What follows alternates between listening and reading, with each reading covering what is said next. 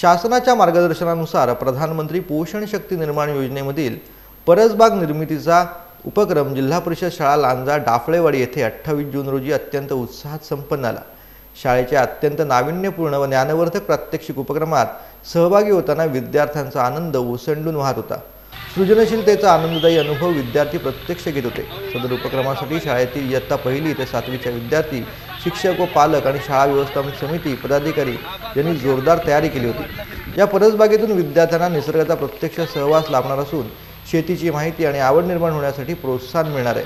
तसेच यामधून तयार होणाऱ्या पालेभाज्या विद्यार्थ्यांच्या शालेय पोषण आहारात वापरावयाच्या असल्याने विद्यार्थ्यांना अत्यंत सकस व पौष्टिक चविष्ट आहार मिळणार आहे। शाळेमध्ये परसबाग निर्मिती करताना आधुनिक शेती व यांत्रिकी शेती, बैलांची जोत व ट्रॅक्टरच्या सहाय्याने नांगरणी करून मशागत करून अळी तयार करून पालेभाजी, पडवळ, काकडी, टोमॅटो, मिरची, वांगे, घेवडा, दोडका, कारली, झेंडूची झाडे बियाणे लावण्यात आली व पेरण्यात आली।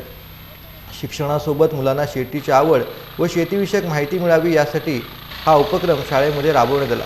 या उपक्रमासाठी गटशिक्षण अधिकारी सावंस, केंद्र प्रमुख पावसकर, शाळा व्यवस्थापन समिती अध्यक्षा अनुजा पांचाळ, नगरसेविका दुर्वा भाई शेट्टे, शाळा सुधार समिती सदस्य प्रसाद भाई शेट्टे, बाबू पांचाळ, ट्रॅक्टर मालक कैलास उपशेट्टे, बैल व नांगर मालक वसंत कुंभार, तुकाराम कुंभार, राजू तुळसणकर, नरेश कुंभार, फिरोज नेवरेकर, दुबळे, संजीवनी पांचाळ आदी यावेळेला उपस्थित होते।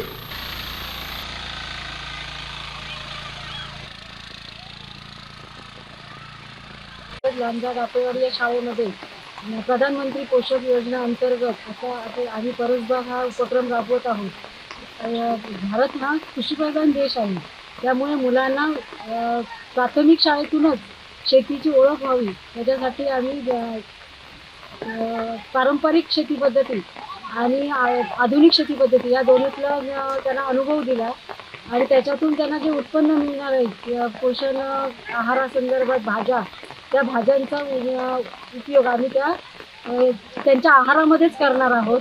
त्यांना त्याचा आनंद मिळणार आहे। स्वतः कष्ट केलेल्याची भाजी मुलांना खाता येईल आणि त्याचा काहीतरी वेगळाच अवर्णनीय असा आनंद त्या मुलांना मिळणार आहे। श्रमदानातून या ठिकाणी परसबागेसाठी आज आम्ही नांगरणी केली, मुलांना निसर्गाची अनुभव दिला, निसर्गाची जवळीकता दिली आणि त्याच्यातून त्यांना जुना नांगर पद्धती कशी होती, बैलाचा नांगर कसा होता, त्याचबरोबर आता आधुनिक जो नांगर आहे, ट्रॅक्टर आहे, त्याचीसुद्धा त्यांना ओळख करून दिली। आणि या योजनेचा उद्देश असा आहे की मुलांना शेतीची आवड निर्माण व्हावी आणि शेती कशी करतात त्याचा त्यांना प्रात्यक्षिकाचा अनुभव मिळावा। त्याचबरोबर यातून जी भाजी निर्माण होणार आहे किंवा पालेभाजी निर्माण होणार आहे, ती पालेभाजी त्यांना त्यांच्या पोषण आहारामध्ये आम्हाला देता यावी यासाठी या उपक्रमाची आम्ही या ठिकाणी राबवणूक केलेली आहे।